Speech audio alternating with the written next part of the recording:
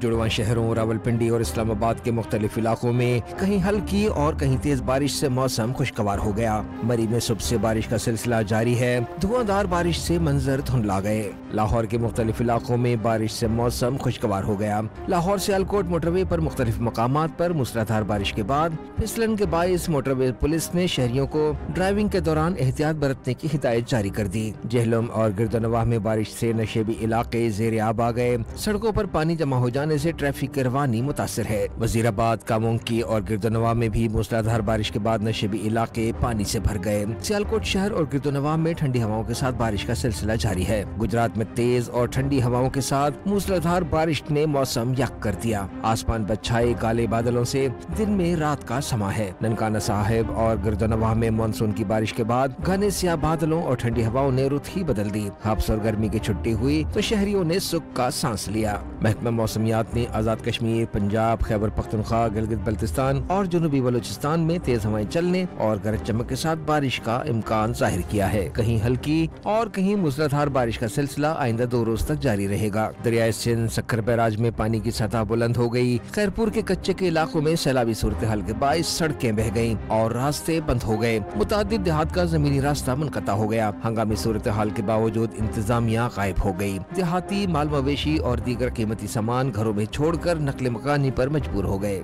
दूसरी जानिब बलूचिस्तान और सिंध के बेशतर अजला में मौसम गर्म और मरतूब है। ताहम महकमा मौसमियात ने शोब, बारखान, मुसाखिल, शिरानी, लोरलाई, सिब्बी, जियारत, लसबेला, कल्लात, खुजदार और नसीराबाद में तेज हवाएं चलने और गरज चमक के साथ बारिश की पेशगोई की है।